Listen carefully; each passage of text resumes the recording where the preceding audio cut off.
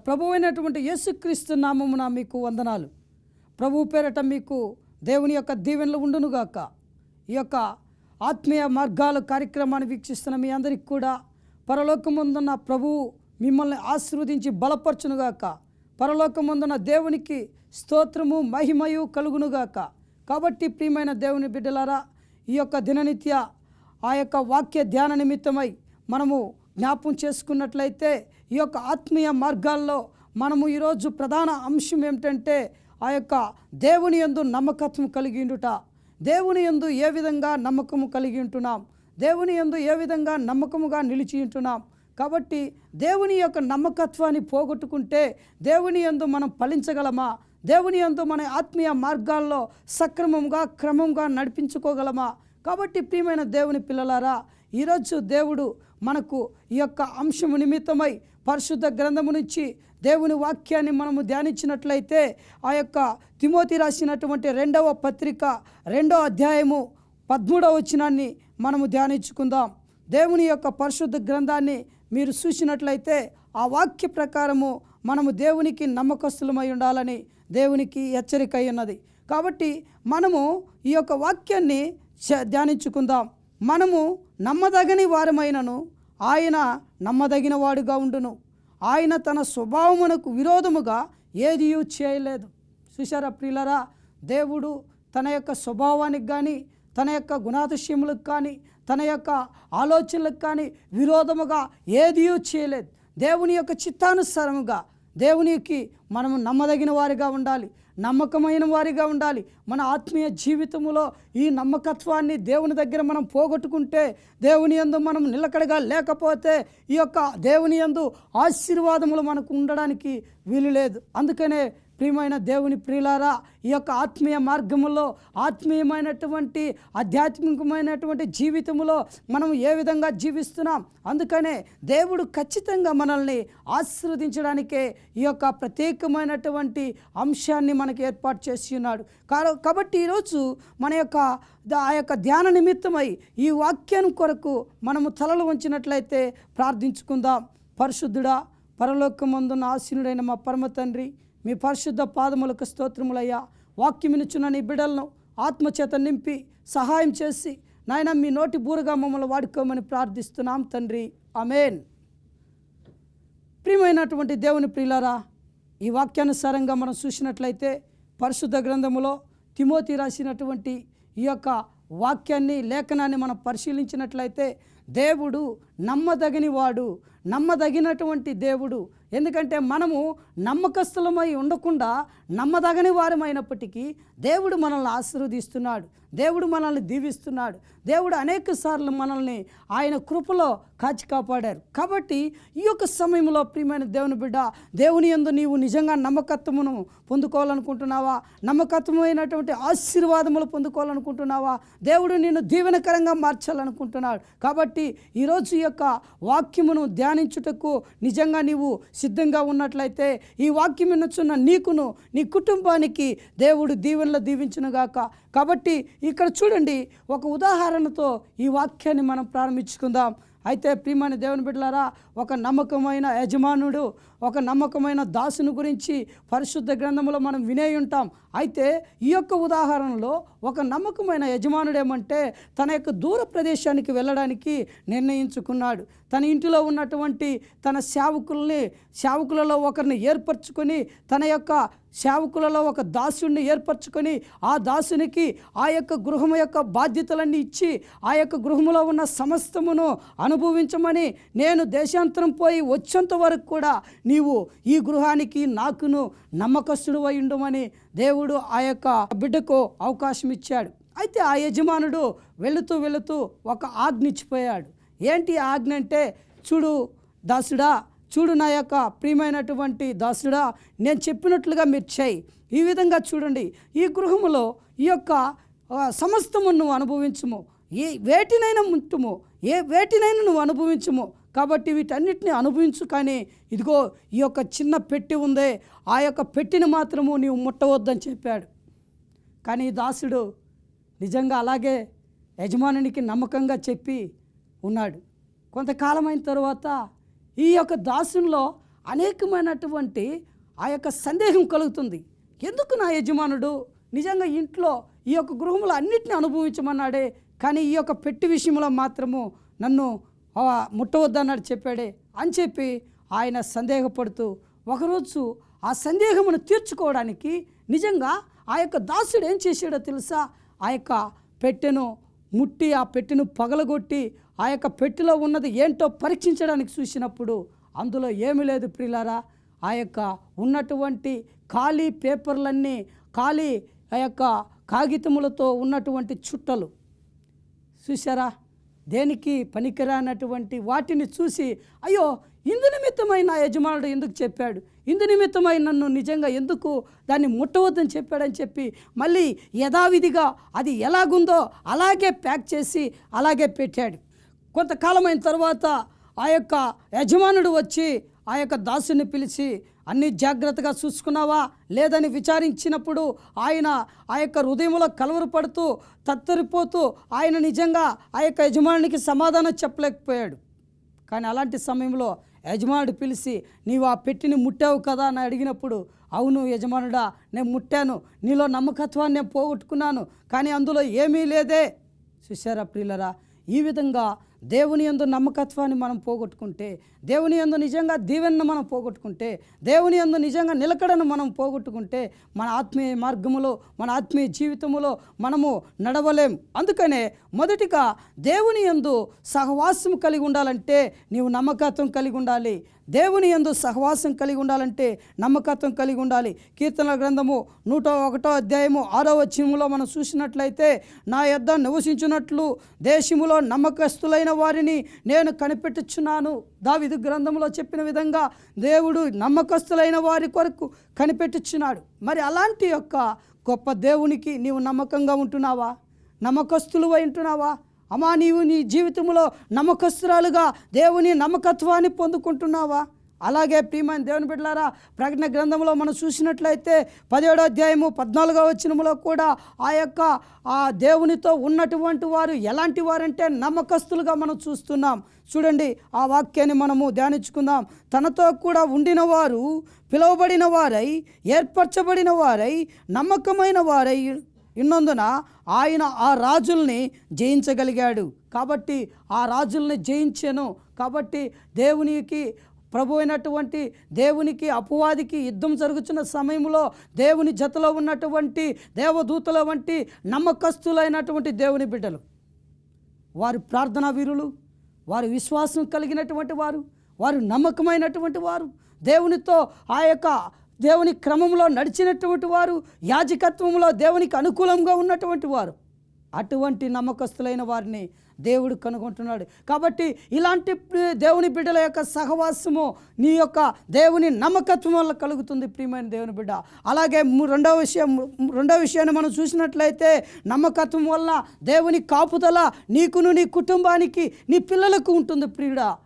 అందుకనే దేవుడు అంటున్నాడు, నీవు నమ్మకస్తుడు అయితే నా యొక్క మెండైన కాపుదల నీకుంటుంది, నా యొక్క మెండైన దీవెన నీకుంటుంది. అందుకనే ప్రియమైన దేవుని బిడ్డలారా, ఆ యొక్క కీర్తనల గ్రంథంలోనే 31వ అధ్యాయము 23వ వచనములో మనం చూసినట్లయితే యెహోవా భక్తులారా మీరందరూ ఆయనను ప్రేమించుడి, యెహోవా విశ్వాసులను కాపాడును. ఎవరైతే దేవునికి నమ్మకత్వంగా ఉంటారో, దేవుని యందు నిజమైన నమ్మకస్తులుగా ఉంటారో వారు దేవుని చేత కాపాడబడతారు. వారి శ్రమల్లోనూ, వారి వ్యాధిలోనూ, వారి బాధల్లోనూ, ఆ యొక్క అపవాది కుయుక్తుల్లోనూ దేవుడు వారిని సంరక్షించుకుంటాడు. ఈరోజు ప్రియమైన దేవుని బిడ్డలారా, దేవునికి నమ్మకత్వం చాలా ముఖ్యమై ఉన్నది. దేవునికి నిజంగా నీవు నమ్మకస్తుడిగా జీవించాలని ఆశపడుతున్నాడు. అందుకనే మనము నమ్మకత్వంగా దేవుని యొక్క ఆశీర్వాదములు పొందుకోవాలని, ఆత్మీయ మార్గములో నడవాలని దేవుడు మనల్ని కోరుకుంటున్నాడు. అందుకనే ప్రియమైన దేవుని బిడ్డలారా, ఆ యొక్క ఇర్మియా భక్తుడు రాసినటువంటి విలాప వాక్యములు ఆ యొక్క గ్రంథాన్ని కూడా మనం చూసినట్లయితే 3వ అధ్యాయం 22వ వచనములో దేవుడు ఎంతైనా నమ్మదగిన వాడన్న మాటను మనం జ్ఞాపకం చేసుకుంటున్నాం. చూశారు, అక్కడ అనుదినము నూతనముగా ఆయన వాత్సల్యత పుట్టుచున్నది. దేవుడు యెహోవా ఎంతైనా నీవు నమ్మదగిన వాడివయ్యా. ఆ భక్తుడు ఏమంటున్నాడో, అయా నువ్వు ఎంతైనా నమ్మదగిన వాడివయ్యా, నేను ఒకవేళ నీ త్రోవలు విడిచినను, నీ మార్గములు విడిచినను, నా జీవితాన్ని నేను ఈ లోకములో పాడు చేసుకున్నా కూడా దేవుడు నమ్మదగిన వాడు. ఈరోజు నీ కుటుంబంలో, నా కుటుంబంలో, మన యొక్క ఆత్మీయమైనటువంటి జీవితంలో దేవుడు నమ్మదగిన వాడు. అందుకనే ప్రియమైన దేవుని ప్రియులారా, దేవుని యందు మనం నమ్మకం కలిగి దేవుని యందు నిలకడగా ఆ యొక్క నమ్మకత్వాన్ని పొందుకుంటే దేవుడు మనల్ని ఆశీర్వదిస్తాడు. అలాగే మూడో విషయాన్ని మనం చూసినట్లయితే, నమ్మకత్వం వలన సమృద్ధికరమైనటువంటి దీవెనలు నీకుంటాయి. చూసారా, ఆ యొక్క సామెతల గ్రంథంలో 28వ అధ్యాయం 20వ వచనంలో, నమ్మకమైన వానికి దీవెనలు మెండుగా ఉండును.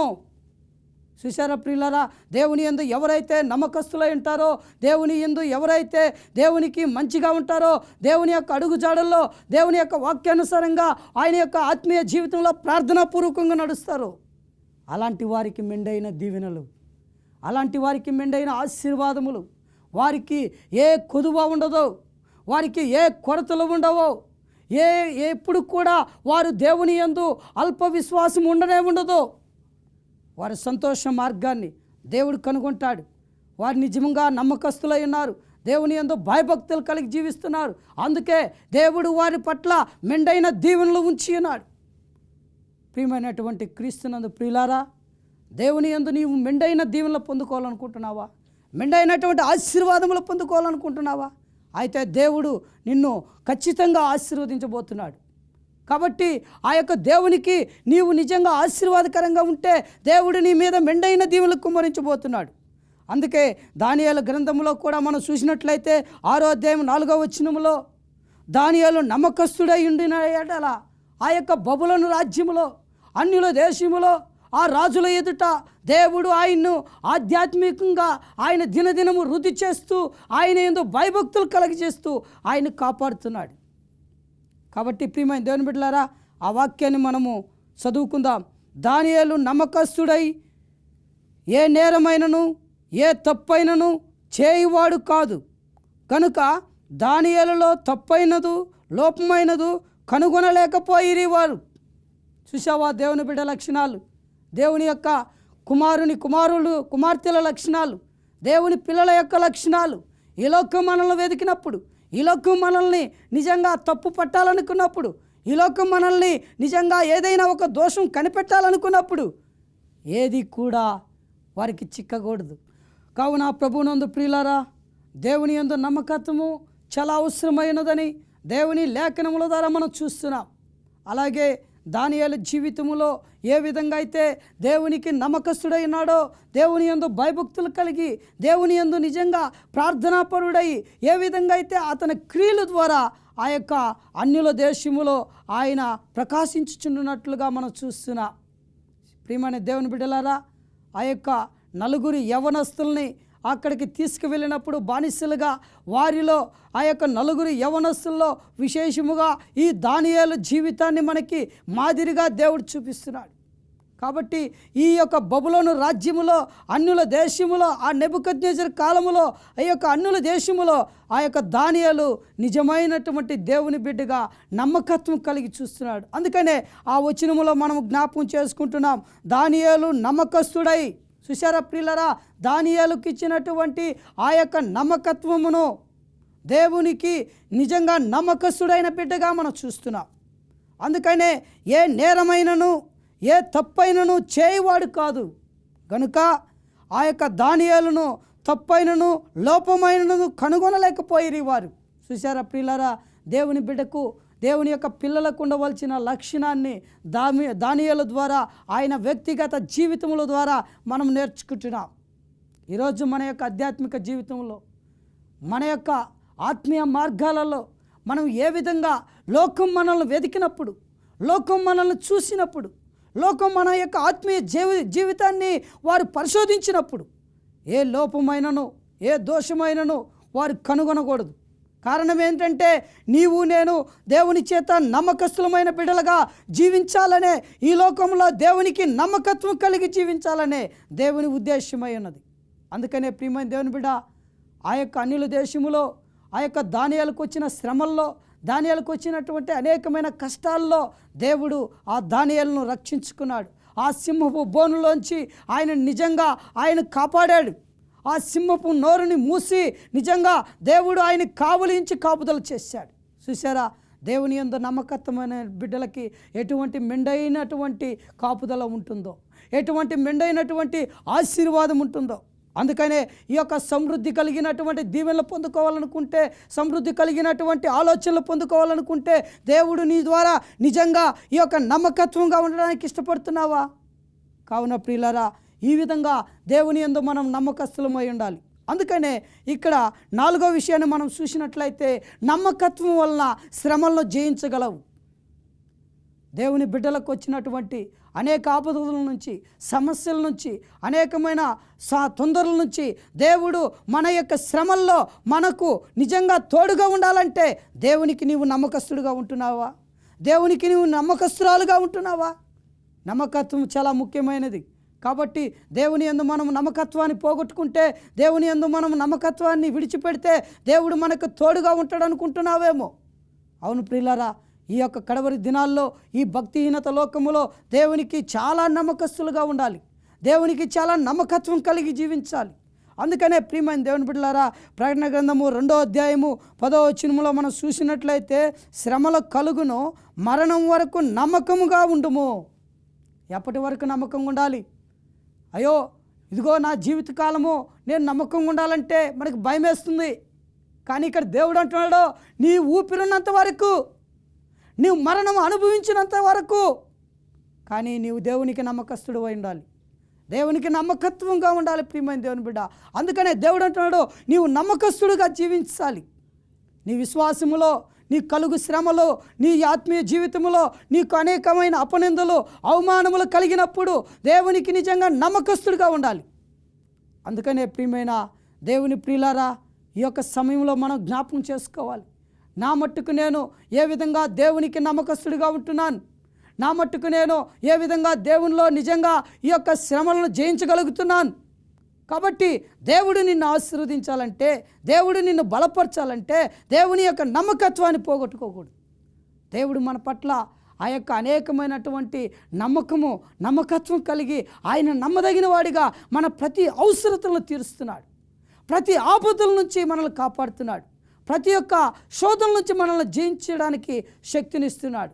అలాంటి గొప్ప దేవుణ్ణి నీవు ఆశీర్వాదకరంగా, నీవు దీవెనకరంగా నువ్వు ఉండాలంటే దేవునిలో నమ్మకత్వంగా ఉండాలి. అందుకనే ప్రియమైన దేవుని బిడ్డలారా, ఈ యొక్క ప్రకటన గ్రంథంలో ఈ మాటను మనం ధ్యానిస్తున్నప్పుడు, శ్రమలు కలుగునో, ఈ కడవరి దినాల్లో ఈ భక్తిహీనత లోకములో శ్రమలు వస్తాయి. కానీ ఇలాంటి శ్రమల్లో నీవు మరణం వరకు నమ్మకంగా ఉండాలి. మరణం వరకు, దేవుని రాకడ పర్యాంతం వరకు, దేవుని యొక్క ప్రత్యక్షత కొరకు ఎదురు చూస్తూ ఆయనలో నిజంగా నీవు నమ్మకంగా ఉండినట్లయితే దేవుడు నిన్ను ఆశీర్వదించబోతున్నాడు. దేవుడు నిన్ను బలపరచబోతున్నాడు. దేవుడు నిజంగా నిన్ను, నీ కుటుంబాన్ని, నీ పిల్లలను, వాక్యం వినుచున్న ప్రతి ఒక్కరిని కూడా ఆశీర్వదించబోతున్నాడు.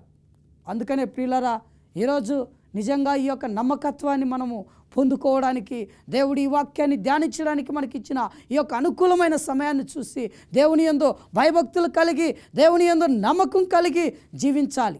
అందుకే ఒక ఉదాహరణతో నేను ఈ యొక్క వాక్యమును మనం ఇంకా ధ్యానించుకుందాం.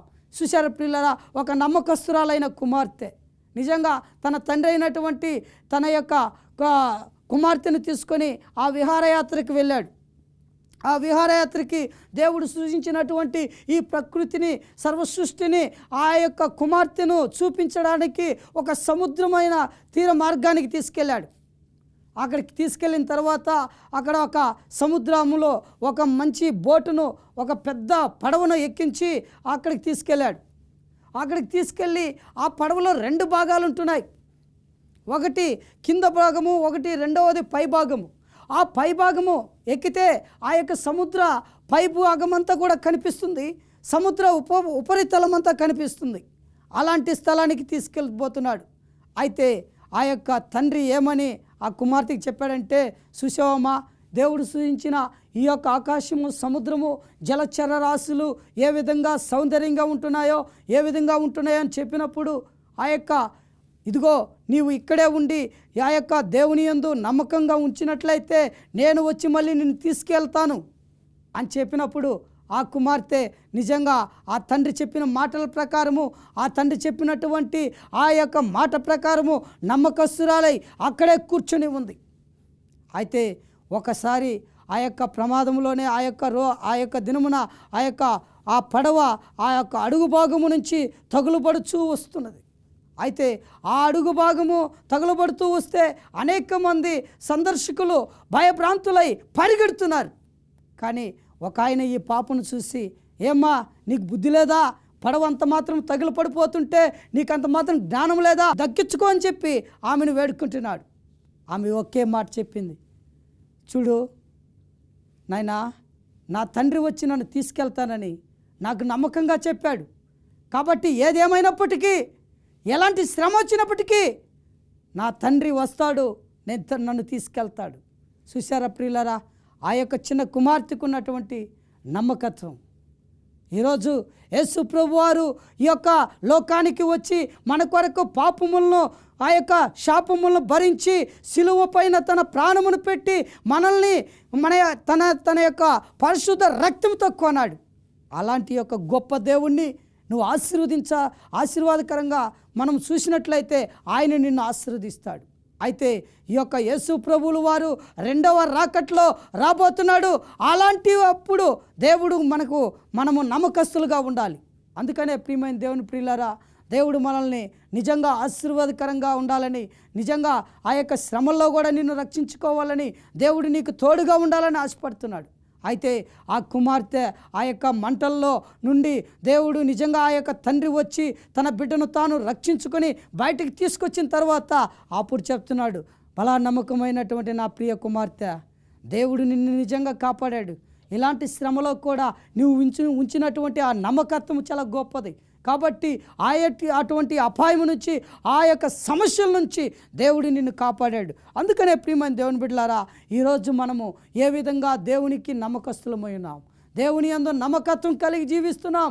దేవుని రాకడ ప్రత్యక్షత కొరకు, దేవుని యొక్క రాకట్లో నిందారహితముగా, కల్ముషము లేకుండా, ఎటువంటి ఈ యొక్క మంచి ఆలోచనలు కలిగి దేవునితో మనం ఉంటున్నాం. అందుకనే ప్రియులారా, దేవుడు అంటున్నాడు, మీరు నమ్మకత్వం కలిగి, దేవుని యందు ఆత్మీయ నమ్మకత్వం కలిగి, దేవుని యందు నిజమైన దృక్పథం కలిగి, దేవుని రాకడ కొరకు మీరు ఎదురు చూసినట్లయితే దేవుడు మిమ్మల్ని కాపాడుతాడు. కాబట్టి ఈరోజు ఈ యొక్క 4 అంశాలను బట్టి మనం చూసినట్లయితే, ఈ యొక్క ప్రాముఖ్యమైనటువంటి 4 అంశాలు, నీ నమ్మకత్వం వలన దేవుడు నిన్ను ఆశీర్వదిస్తాడు, దేవుడు నిన్ను దీవిస్తాడు, దేవుడు సమృద్ధిగా ఆశీర్వదించబోతున్నాడు. కాబట్టి ప్రియమైన దేవుని యందు ప్రియులారా, దేవుని యొక్క నమ్మకాన్ని మనము జ్ఞాపకం చేసుకొని, దేవునికి మనల్ని మనం సమర్పించుకొని, ప్రభువా నీలో నమ్మకత్వం కలిగి జీవించడానికి మాకు సహాయం చేయమని మనమందరము సమర్పించుకుంటే, వాక్యం ఇచ్చిన మీ అందరి కొరకు కూడా ప్రార్థించుకుందాం. పరిశుద్ధుడా, పరలోకమందున్న నమ్మకమైన తండ్రి, నీ పరిశుద్ధ పాదములకు స్తోత్రములయ్యా. మరొకసారి మా జీవితాలను మీరు సమర్పించుకుంటున్నాం. వాక్యం వినుచున్న ఈ బిడ్డలందరినీ కూడా మీరు ఆశీర్వదించండి.